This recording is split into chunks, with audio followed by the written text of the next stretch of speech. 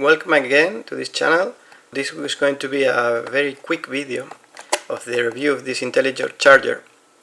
It's a Chinese brand, I think, so you will be able to charge an empty car battery or motorcycle battery if you've got a plug by the car or at least near your garage.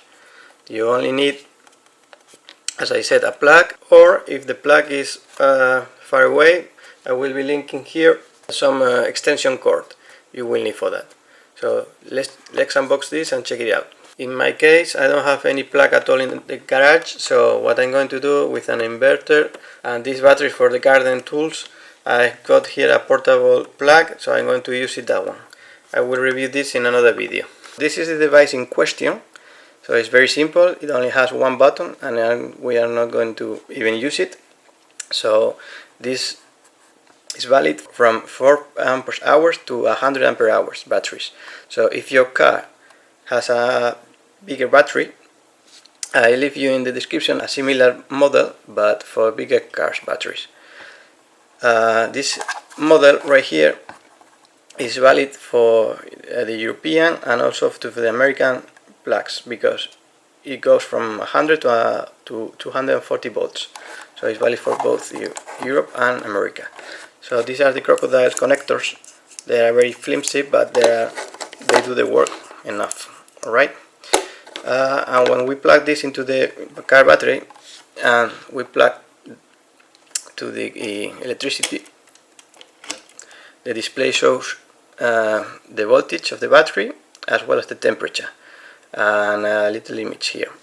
So let's go to the garage and test it in my car. So now I'm inside my Fiat. As I told you before, this car is unable to start because the battery is not very low, but it's low enough so the engine will not start. Historically, there have been several ways to start or to jump a battery. So the first one will be with 2 jumping cables. You will need a vehicle by the car like that one, so you will be connecting that battery to this battery and then you start it. Once that vehicle is started, you start this one. It works almost all the time.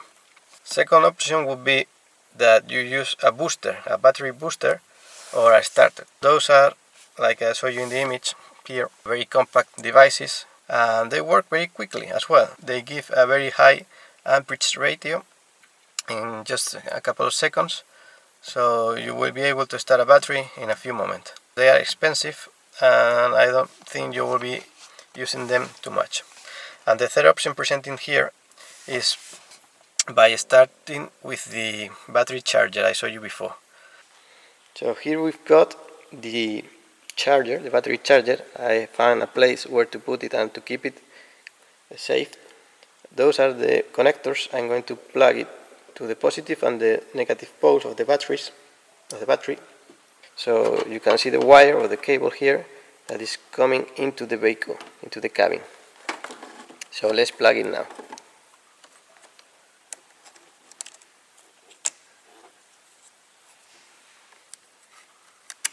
As you can tell in the image here, we've got 7 degrees and 11.5 volts, and the display here shows battery empty.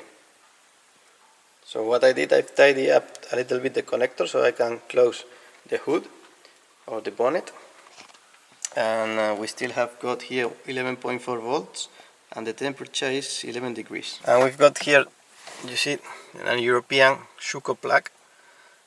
So I need now to put that plug into something. So we've got here our 36 volts Ryobi battery with the inverter. So I'm about to connect it here. Let's have a look. There we go. So now the charger is charging. It's making, the fan is running and it's making some noise.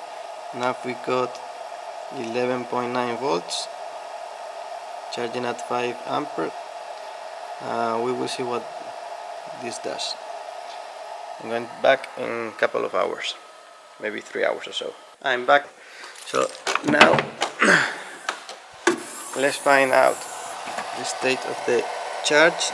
So Still charging the 5 amps and 13.9 volts, 13.8, 30.9 volts. So this car will be ready to roll. Okay, let's try to start it, but first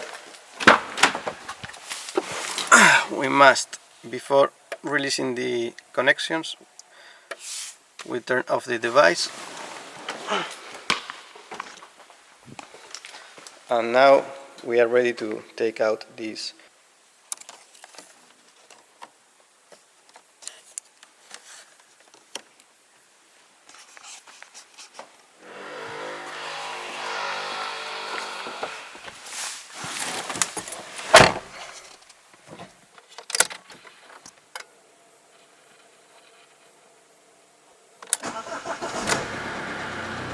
And we made it.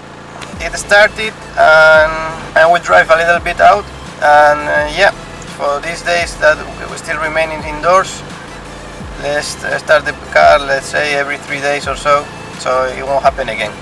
Thank you guys to all of you, and see you on the next one. Bye.